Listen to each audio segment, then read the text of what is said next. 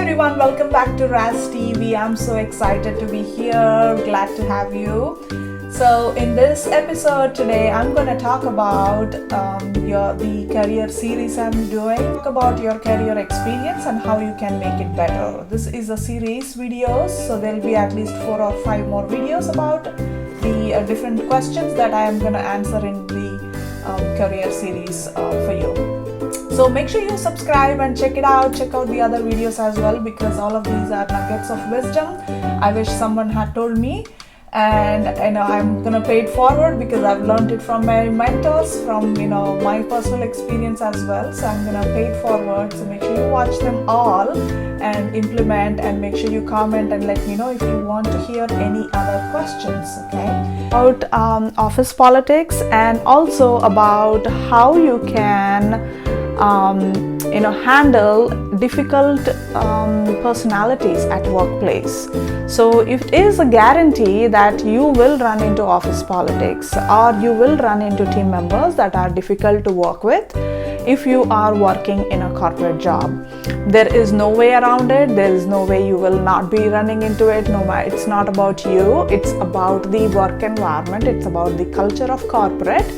And it's about teamwork. So when you are working in a team, not every person is going to be of the same personality, same attitude, same energy, same work ethics. So that brings a lot into the corporate culture, and based on how the corporate is run, the corporate politics can be good, can be bad, can be worse. So there's no way around it. There's no silver lining for this. You have to just know how to deal with it. You have to, first of all, in order for you to deal with it, you have to first of all know what kind of difficult team members you're running into, and then you can think about how you can handle them. So I'm going to talk about at least 3 or 4 kind of difficult team members that you will run into in a corporate, and how you can handle them.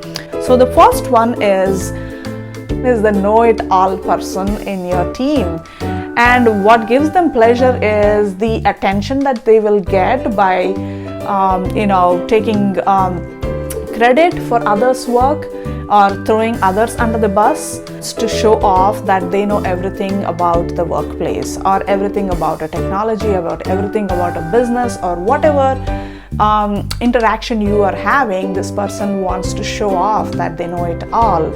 In reality, they may know it or they may not, but there's no reason for them to show off so much.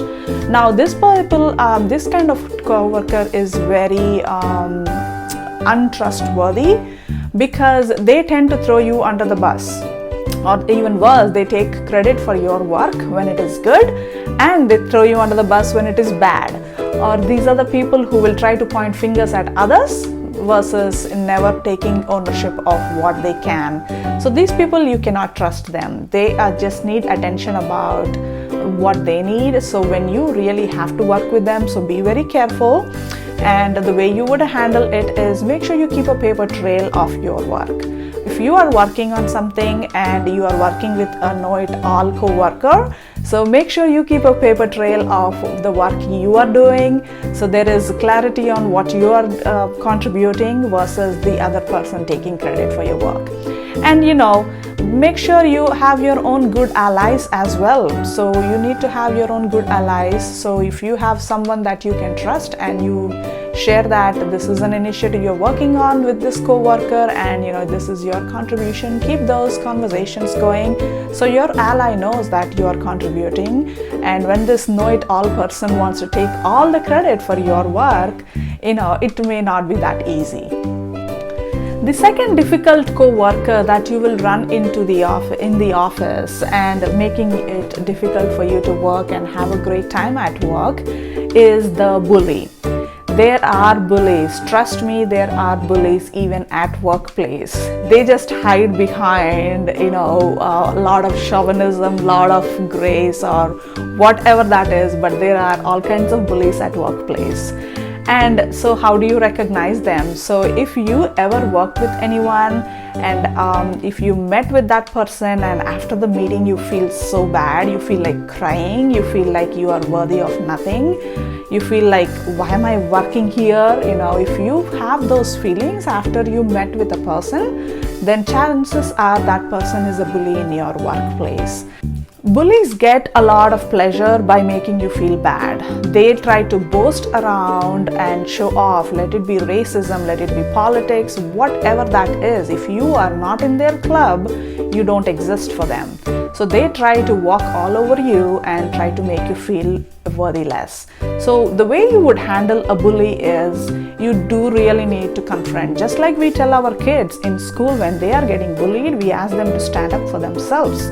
You got to do that at workplace too. It's just that you don't have to get into a fight for it. You have ways to do it more maturely. So the way you would handle a bully is you really want to make sure you confront the bully. You tell them that this is not a behavior that is acceptable for you. So make sure you keep again a paper trail or a record of if they are sending you nasty emails, they are yelling at you on a chat or on a phone call. Make sure you confront them. It doesn't have to be in that moment, especially if you are in a meeting or if you are in front of more people and they are bullying all over you. If you are not comfortable, you can just walk out of that meeting and then have a one-on-one conversation with that bully, asking about their behavior. If they are having a bad day or if they are doing this to you every time, then tell them how you feel about it. And we are all grown-ups, and if this person doesn't understand or doesn't care for your feelings and they continue to behave like this, then this is the time to bring your manager or HR into the conversation. So bullies, when they confront it, typically when you confront a bully, they will back off, especially in the work environment, because they do know that they are a bullying and they do know that their attitude needs to change. So typically 90% of the times they do back off, they do become your good friends or they try to make up for it. But if they don't and they continue to have this bad behavior or attitude, then it's really important for you not to suffer. Make sure you reach out and ask for help. Talk to your allies, talk to your manager and talk to your HR and make sure you address this. Okay, so the next kind of difficult coworker that is gonna spread a lot of office politics is the kind where these people are the rumor makers in the office or the gossip people in the office or those newspaper people, I call them. I call them the newspaper because anything you tell this person is like it's published in a newspaper, goes to everyone in the world. So they love spreading news, even if it is true or not, they love spreading news. They are very nosy about what's going on in your life or in your work, more than focusing on what they need to do at work. So these people are the people whom you go at the water cooler, they'll be like, hey, did you hear about this XYZ, and then they try to get information from you. And guess what will happen next? That information floats around the entire office. So not only it is bad behavior to spread rumors or have gossip at workplace, it is also very bad when your rumor is being spread with misconduct or misinformation that you didn't intend to share. So the very important thing handling with this kind of a difficult coworker is make sure you try not to engage with them as much as possible. So when they ask you about something confidential, something that you don't have to, that is gonna spread some rumor or news, tell them you don't know anything about it. Tell them, hey, I didn't hear about it, thank you for asking, and move on. Do not give them unnecessary extra information. Do not engage in it. Do not, be that nosy person yourself. Then all you're doing is adding, fuel to that fire of rumors.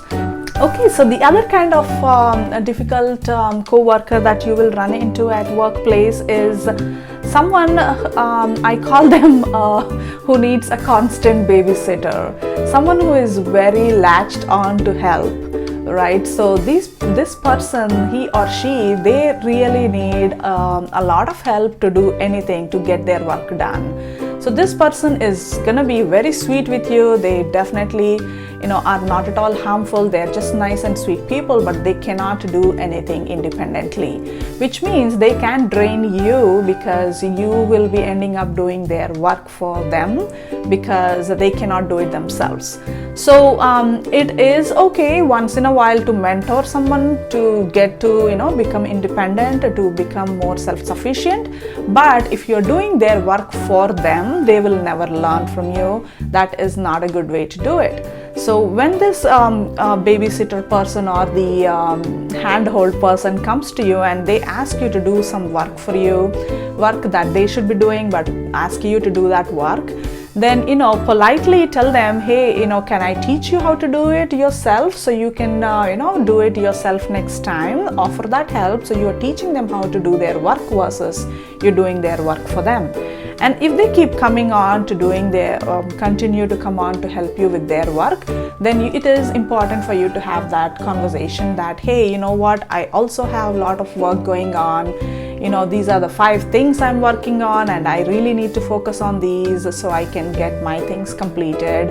And I really want to help you, but it will be appreciated if you can do it yourself. And I will be happy to review with you.